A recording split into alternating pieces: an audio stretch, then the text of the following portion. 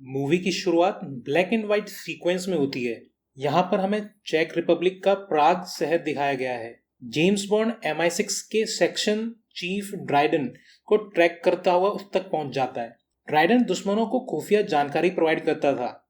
तो बॉन्ड कहता है कि MI6 हेड एम को तुम्हारी ये गद्दारी बिल्कुल पसंद नहीं। ड्राइडन कहता है कि एम को मुझ पर अगर शक होता तो वो एजेंट 00 को मेरे पास भेजती। तुम अपना नाटक बंद करो। कोई यूं ही 00 एजेंट नहीं बन सकता, क्योंकि उसके लिए 2 किलिंग्स करनी पड़ती हैं। तो जेम्स कहता है कि तुम्हारा एक जासूस जिसका नाम फिशर है, उसे मैंने वॉशरूम के ओवरफ्लोइंग सिंक में उसका फेस पुश करके मार डाला है और दूसरे मरने वाले तुम हो। ड्राइडन गन चलाने का ट्राई करता है, पर उसकी बुलेट्स जेम्स के पास थी। जेम्स बॉन्ड को पता था कि ड्राइडन कहाँ गन रखता है, यानी जेम्स कोई नॉर्मल एजेंट नहीं है। ड्राइडन कुछ कहे उससे पहले ही जेम्स बॉन्ड उसे मार देता है, यानी उसके 2 किलिंग्स पूरे हो चुके हैं, जो कि 00 एजेंट बनने के लिए जरूरी हैं। नेक्स्ट सीन में हम युगांडा में देखते हैं कि एक क्रांतिकारी संगठन है, उसका लीडर स्टीफन उबानो है। वो मिस्टर वाइट नाम के एक आदमी से मिलता है, जो कि स्टीफन की मीटिंग करवा रहा है लशीफ नाम के एक आदमी से, जो कि दुनिया भर के टेररिस्ट ग्रुप के लिए फंडिंग करता है और एक तरह से मान लो कि ये एक इन्वेस्टर है। तभी हम देखते हैं कि लशीफ पहुंच जाता है अपने लोगों के साथ। स्टीफन उसको पैसे दिखाता है, पर स्टीफन कॉन्फिडेंट नहीं है। पर लशीफ उसे भरोसा दिलाता है कि आपका पैसा बिल्कुल सेफ है और इन्वेस्टमेंट पे 100% रिटर्न भी मिलेगा और आप पैसे दुनिया के किसी भी कोने में निकाल सकते हो। इसके बाद लशीफ लंदन में अपने स्टॉक ब्रोकर को कॉल करता है। वो कहता है कि स्काई फ्लीट कंपनी के शेयर्स को बड़े अमाउंट में शॉर्ट सेल कर दो। तो स्टॉक ब्रोकर कहता है कि तुम मार्केट के अगेंस्ट बेट लगा रहे हो, और अरमान यह कह रहा है कि स्काई फ्लीट कंपनी के शेयर्स की वैल्यू आगे इंक्रीज करेगी, न कि घटेगी। ये शॉर्ट सेल क्या है, इसके बारे में हम मूवी में आगे जानेंगे। स्टॉक ब्रोकर की वार्निंग को लशीफ इग्नोर कर देता है और कहता है कि जैसा मैं कह रहा हूं वैसा करो। नेक्स्ट सीन में हम मडागास्कर को देखते हैं। यहाँ जेम्स बॉन्ड 00 एजेंट बनने के बाद अपने पहले मिशन पे है और उसके साथ उसका एक पार्टनर भी है जिसका नाम कार्टर है, पर कार्टर काफी अनएक्सपीरियंस्ड है। यहाँ हम देखते हैं कि कोबरा और नेवलेक का मैच हो रहा है और साथ में सट्टेबाजी भी। यहाँ जेम्स बॉन्ड मुलाका नाम के एक टेररिस्ट को पकड़ने आया था। मुलाका को किसी का कॉल और मैसेज आता है तो उसे पता चल जाता है और वो यहाँ से भागने लगता है। जेम्स बॉन्ड और कार्टर उसको चेज करते हैं। भागते भागते वो टेररिस्ट एक क्रेन पर चढ़ जाता है और ऊपर जेम्स बॉन्ड और मुलाका के बीच में फाइटिंग होती है। मुलाका फिर हाथ से निकल जाता है। जेम्स बॉन्ड उसको फिर चेज करता है। ये चेज काफी जबरदस्त थी। मुलाका भागते भागते वहां की एम्बेसी में पहुंच जाता है, पर जेम्स बॉन्ड अंदर पहुंचकर उसे पकड़ लेता है। तभी वहां पर सायरन बज जाता है, जैसे आर्म्ड गार्ड्स आ जाते हैं और जमकर फायरिंग होती है। पर जेम्स बॉन्ड ब्रेवली सबका सामना करता है और लास्ट में मुलाका को गन पॉइंट पर ले लेता है। पर वहां एम्बेसी का एम्बेसडर आकर बॉन्ड को कहता है कि मुलाका को जाने दो, पर जेम्स बॉन्ड गैस टैंक पर शूट कर देता है, जिससे वहां पर एक जबरदस्त धमाका होता है और जेम्स वहां से भागने में कामयाब हो जाता है। अब उसके पास उस टेररिस्ट का बैग है। बैग में से उसे एक बॉम्ब और एक मोबाइल मिलता है।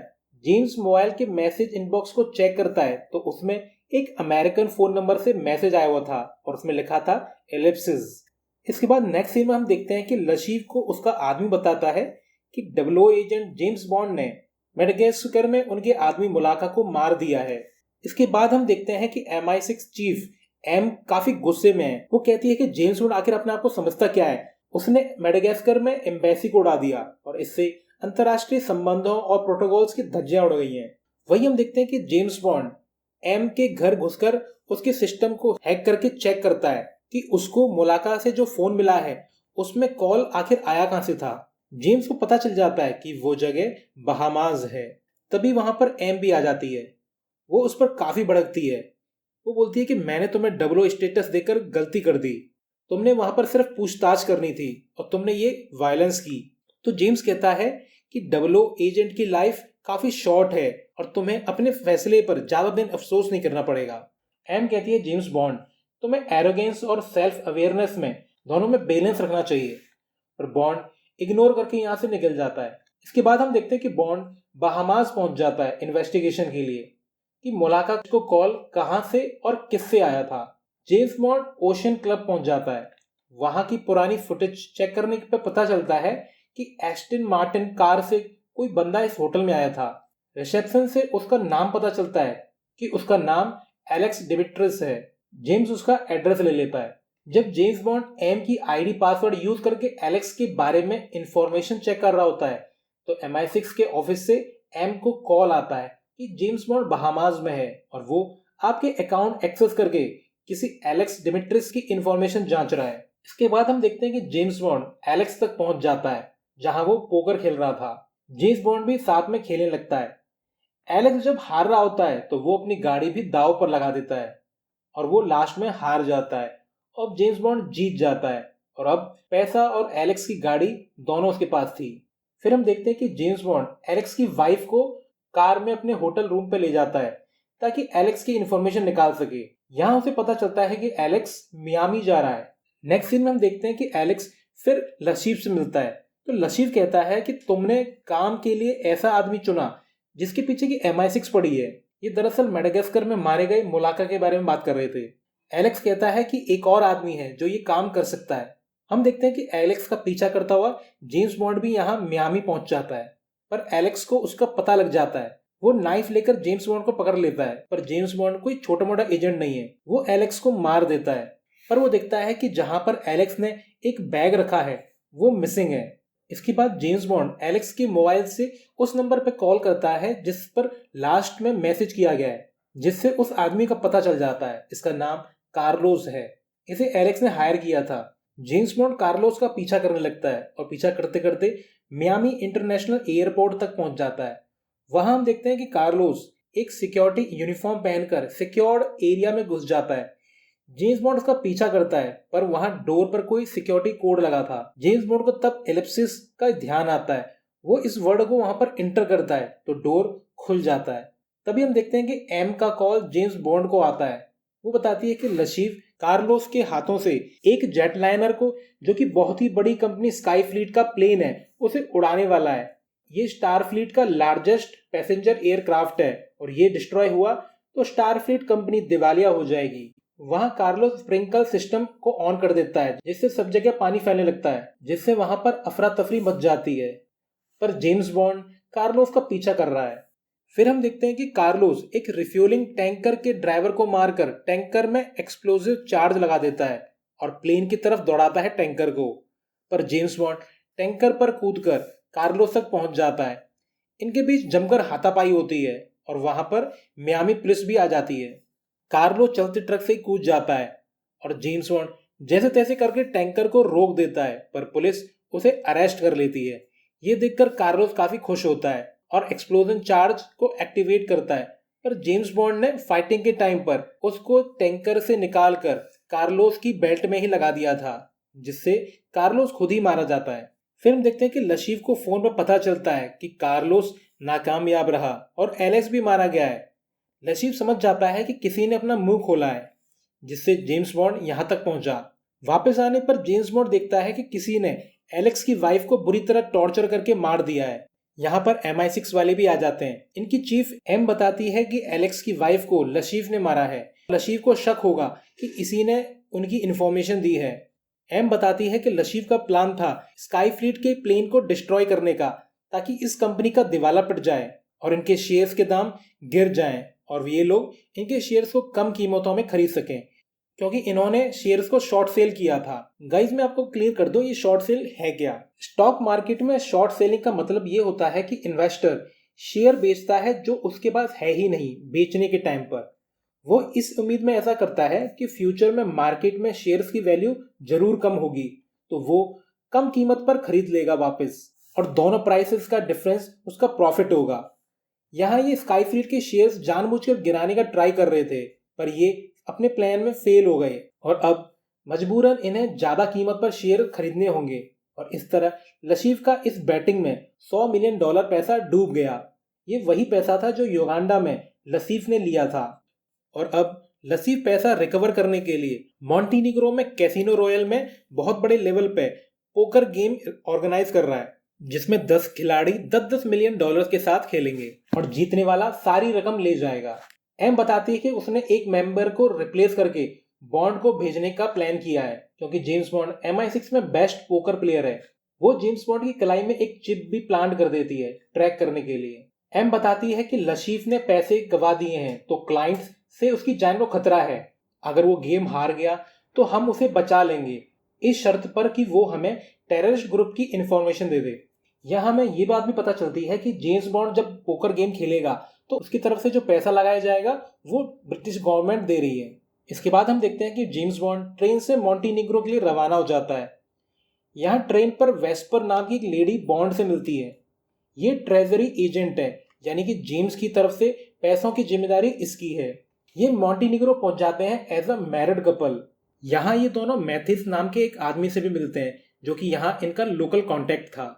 इसके बाद गेम से पहले कैसीनो का एक रिप्रेजेंटेटिव और एक इंटरनेशनल बैंकर समझाते हैं कि आप 10-10 मिलियन डॉलर्स देकर खेल में शामिल हुए हैं और आगे खेलने के लिए 5 मिलियन डॉलर्स इलेक्ट्रॉनिक ट्रांसफर कर सकते हैं। आपका पैसा स्विस बैंक में बिल्कुल सिक्योर है और हर एक के पास एक पासवर्ड होगा ताकि उनका पैसा सेफ रहे। और लास्ट में विनर जब पासवर्ड डालेगा तो पैसा दुनिया के किसी भी अकाउंट में विनर की चॉइस पर ट्रांसफर कर दिया जाएगा। इसके बाद गेम स्टार्ट हो जाता है। शुरुआत में हम देखते हैं कि लसीफ जीत रहा होता है। वो अपने घायल आंख के पास हाथ रख रहा होता है। जेम्स बॉन्ड भी इस बात को नोटिस कर रहा होता है। उसे अंदाजा हो जाता है कि लसीफ ब्लफ कर रहा है। ये गेम काफी देर चलता है और फिर 1 घंटे के लिए ब्रेक होता है। वेस्पर जेम्स बॉन्ड से कहती है कि तुम हार रहे हो। जेम्स बॉन्ड लसीफ की अस्थमा इनहेलर में ट्रैकर सेट कर देता है। फिर हम देखते हैं कि लसीफ जब अपने रूम में ब्रेक के टाइम पे जाता है तो वहां उसकी गर्लफ्रेंड भी थी। तभी वहां पर युगांडा वाला स्टीफन अपने लोगों के साथ रूम में आ जाता है और वहां पहुंचकर अपना पैसा मांगने लगता है और इनको मारने पीटने लगता है। जेम्स बॉन्ड और वेस्पर लसीफ की गर्लफ्रेंड की चीख सुन लेते हैं और जब स्टीफन अपने लोगों के साथ बाहर निकल रहा होता है, जब जेम्स और वेस्पर किस करके अपने आप को छुपाने की कोशिश करते हैं, पर एक आदमी जेम्स बॉन्ड की कान में ईयर पीस देख लेता है और शूट करने लगता है। इनके बीच में जम के हाथापाई होती है और लास्ट में बॉन्ड स्टीफन और उसके साथियों को मार देता है और फिर वेस्पर से कहता है कि मैथिस को कांटेक्ट करो ताकि बॉडीज को ठिकाने लगाया जा सके। फिर हम देखते हैं कि बॉन्ड पोकर सेशन एंड करके वापस रूम में आता है तो वो देखता है कि वेस्पर काफी डरी हुई है, तो बॉन्ड उसे तसल्ली देता है। नेक्स्ट डे गेम फिर स्टार्ट होता है। लसीफ अपनी सारी रकम लगा देता है और वो अपनी घायल आंख के पास हाथ भी रख रहा होता है, तो जेम्स बॉन्ड को लगता है कि ये ब्लफ कर रहा है, तो बॉन्ड भी अपनी तरफ से सारे पैसे लगा देता है, पर लसीफ जीत जाता है। जेम्स बॉन्ड ये देख के हैरान होता है कि ये कैसे हो गया। इसके बाद बॉन्ड वेस्पर से आगे खेलने के लिए बाकी पैसे मांगता है तो वो मना कर देती है। तो बॉन्ड कहता है कि मुझसे गलती हो गई, मैं ओवर कॉन्फिडेंट हो गया था, पर मैं उसे हरा कर रहूंगा। अगर वो जीत गया तो वो उन पैसों से टेररिस्ट ग्रुप को फंडिंग करेगा जो कि दुनिया भर में तबाही मचा देंगे, पर वेस्पर पैसे नहीं देती। इसके बाद हम देखते हैं कि जेम्स बॉन्ड लसीफ को ठिकाने लगाने के लिए उसका पीछा करता है तो एक दूसरा पोकर प्लेयर उसे रोक लेता है। इसका नाम फेलिक्स लेटर है और ये एक CIA एजेंट है और लसीफ को पकड़ने ही यहाँ पर आया था। वो जेम्स बॉन्ड से कहता है कि मेरा पैसा तुम अपनी तरफ से लगाकर खेल लो और बदले में लसीफ मुझे सौंप देना। जेम्स बॉन्ड मान जाता है और फिर से खेलना स्टार्ट करता है। जेम्स बॉन्ड अब फॉर्म में होता है और वो जीत रहा होता है, पर लसीफ की गर्लफ्रेंड जेम्स बॉन्ड की ड्रिंक में जहर मिला देती है और ड्रिंक लेकर बॉन्ड की हालत खराब होने लगती है। वो गेम से उठकर जैसे तैसे करके अपनी कार तक पहुंचता है और MI6 हेडक्वार्टर के मेडिकल एक्सपर्ट से कांटेक्ट करता है। जेम्स उनके बताए हिसाब से डेफिब्रिलेटर की रेड बटन प्रेस करना चाह रहा है, पर वो ऐसा नहीं कर पाता क्योंकि उसका कनेक्शन प्लग नहीं था, तो वो बेहोश हो जाता है। पर एंड टाइम पे वेस्पर वहां पर आ जाती है और कनेक्शन सेट करके रेड बटन प्रेस कर देती है, जिससे बॉन्ड को एक शॉक लगता है और उसे होश आ जाता है। MI6 की टीम उसे हॉस्पिटल जाने को कहती है, पर बॉन्ड इग्नोर कर देता है और वापस गेम खेलने आ जाता है। उसे वापस देखकर लसीफ हैरान हो जाता है कि ये बच कैसे गया और लास्ट में जैसे तैसे करके जेम्स बॉन्ड गेम जीत जाता है। इसके बाद हम देखते हैं कि जेम्स और वेस्पर साथ में डिनर कर रहे होते हैं और सेलिब्रेट कर रहे होते हैं अपनी जीत को। तब वेस्पर को मैथिस का मैसेज आता है, वो उठ के चली जाती है। बॉन्ड को कुछ शक होता है तो वो उसे फॉलो करता है। जेम्स बॉन्ड देखता है कि वेस्पर को कोई किडनैप करके ले जा रहा है, तो जेम्स बॉन्ड उसका पीछा करता है। वो कार काफी फास्ट ड्राइव करता है और रास्ते में अचानक उसे वेस्पर रोड पर पड़ी दिखती है। उसे बचाने के चक्कर में वो जोर से ब्रेक मारता है और गाड़ी पलट जाती है। लसीफ और उसके आदमी वेस्पर और बॉन्ड को ले जाते हैं। वो जेम्स बॉन्ड का ट्रैकिंग डिवाइस भी निकाल देते हैं ताकि बॉन्ड को कोई ढूंढ न सके। लसीफ बताता है कि मैथिस मेरा आदमी है। लसीफ बॉन्ड को बांधकर उसे बहुत टॉर्चर करता है और पासवर्ड का पूछता है ताकि गेम की जीती हुई रकम हासिल कर सके, मगर जेम्स बॉन्ड नहीं बताता। जेम्स बॉन्ड कहता है कि तुम हार गए हो और इन्वेस्टर तुम्हें ढूंढकर मार देंगे, पर लसीफ कहता है कि तुम मेरी चिंता मत करो, MI6 वाले मुझे बचा लेंगे क्योंकि मेरे पास से उन्हें टेररिस्ट ग्रुप की इंफॉर्मेशन चाहिए। लसीफ चाकू से जेम्स बॉन्ड को मारने ही वाला होता है, तभी बाहर गन शॉट की आवाज सुनाई देती है और साथ में लसीफ की गर्लफ्रेंड की चीख भी। तभी वहां का दरवाजा खुलता है और मिस्टर वाइट गन लेकर अंदर आ जाते हैं। लसीफ घबरा जाता है। वो कहता है कि मैं स्टीफन का पैसा लौटा दूंगा, मुझे थोड़ा सा टाइम दो। पर मिस्टर वाइट कहता है कि हमारी ऑर्गेनाइजेशन में पैसे ज्यादा मायने नहीं रखते और वो लसीफ को शूट कर देता है। यहाँ हम देखते हैं कि बॉन्ड बेहोश हो चुका था। जेम्स बॉन्ड को जब होश आता है तो वो हॉस्पिटल में होता है। जेम्स बॉन्ड से मिलने मैथिस आता है, पर बॉन्ड को पता है कि ये गद्दार है और इसी की वजह से वो और वेस्पर पकड़े गए। तभी हम देखते हैं कि MI6 एजेंट आकर मैथिस को बेहोश करके ले जाते हैं। फिर वेस्पर बॉन्ड से मिलती है। दोनों एक दूसरे के लिए अपना प्यार का इजहार करते हैं। तभी हम देखते हैं कि वहां पर वो स्विस बैंकर भी आ जाता है जीत की रकम ट्रांसफर करने के लिए। वो पासवर्ड डालने को कहता है। जेम्स बताता है कि इसका पासवर्ड वेस्पर है। वेस्पर पासवर्ड एंटर कर देती है, जिससे पैसे ट्रांसफर हो जाते हैं इनके अकाउंट में। फिर हम देखते हैं कि बॉन्ड रिजाइन करके वेस्पर के साथ छुट्टियों पर चला जाता है। ये दोनों बीच पर रिलैक्स कर रहे होते हैं और फिर वेनिस चले जाते हैं। वहां पहुंचकर एक होटल में स्टे करते हैं। वेस्पर कहती है कि तुम सामान ले आओ और मैं पैसे विड्रॉ करने जा रही हूँ। इसके बाद जेम्स बॉन्ड को एम का कॉल आता है। वो बोलती है कि जीत के पैसे अभी तक डिपॉजिट नहीं हुए और वेस्पर ने तुम्हारा इस्तेमाल किया है पैसे हासिल करने के लिए। दरअसल वेस्पर का एक बॉयफ्रेंड था जो कि लसीफ की ऑर्गेनाइजेशन के लोगों के चंगुल में फंसा हुआ था और उसे छुड़ाने के लिए ही वेस्पर ने ऐसा किया। इसके बाद जेम्स बॉन्ड स्विस बैंकर को कॉल करके पैसे का पूछता है, तो स्विस बैंकर बताता है कि पैसे तो आपके बताए अकाउंट में ट्रांसफर किए जा चुके हैं और फिलहाल वो पैसे तो विड्रॉ भी किए जा रहे हैं वेनिस में। ये सब जानकर जेम्स बॉन्ड काफी हैरान है। वो वेस्पर की फोन पर मैसेज चेक करता है तो वहां से पता चलता है कि वेस्पर किसी गेटलर नाम के आदमी से मिलने गई है। जेम्स बॉन्ड वेस्पर को फॉलो करता है। वो दिखता है कि वेस्पर के हाथ में पैसों से भरा ब्रीफ केस है। जेम्स बॉन्ड उसका पीछा करते करते एक जगह पहुंच जाता है जहाँ पे वेस्पर कुछ लोगों से मिल रही है। जेम्स बॉन्ड को देखकर वो लोग वेस्पर को अगवा करके ले जाते हैं और दोनों तरफ से फायरिंग स्टार्ट हो जाती है। जेम्स बॉन्ड एक एक करके सबको मारने लगता है। यहाँ पर ये बिल्डिंग वाटर बैग्स पर टिकी हुई थी। जेम्स बॉन्ड वाटर बैग्स पर शूट करता है जिससे पानी बिल्डिंग में घुसने लगता है। पूरी बिल्डिंग पानी में गिरने लगती है। यहाँ पर हम देखते हैं कि वेस्पर एक लिफ्ट में लॉक्ड है। जेम्स बॉन्ड उसे बचाने का ट्राई करता है, पर वेस्पर लिफ्ट को अंदर से लॉक कर लेती है, खुद को डुबो लेती है लिफ्ट के साथ। जेम्स पानी में कूदकर वेस्पर को बचाने के लिए जाता है। वो वेस्पर की बॉडी को बाहर भी निकाल लाता है और उसे ब्रीथ देने की कोशिश करता है, पर वो मर चुकी थी और जेम्स बॉन्ड वेस्पर को खो चुका था। दरअसल वेस्पर बहुत गिल्ट में थी। वो बॉन्ड को दिल से चाहने लगी थी, पर मजबूरी में उसने बॉन्ड को धोखा दिया और उस पर इस गिल्ट का बर्डन था और वो बॉन्ड के लिए फ्यूचर में उसकी कमजोरी नहीं बनना चाहती थी। फिर हम देखते हैं कि दूर से मिस्टर वाइट ये सब देख रहा था और वो पैसों का सूटकेस लेकर यहाँ से चला जाता है और अब जेम्स बॉन्ड फिर से अकेला हो गया था। उसे एम का कॉल आता है कि बॉन्ड हमें तुम्हारी जरूरत है, तुम वापस आ जाओ। तो जेम्स बॉन्ड कहता है कि ठीक है। दरअसल बॉन्ड वेस्पर को गद्दार समझ रहा होता है, पर एम बोलती है कि तुम्हें पता है कि जब लसीफ ने तुम्हें पकड़ा था तो लास्ट में मिस्टर वाइट ने तुम्हें जिंदा क्यों छोड़ दिया?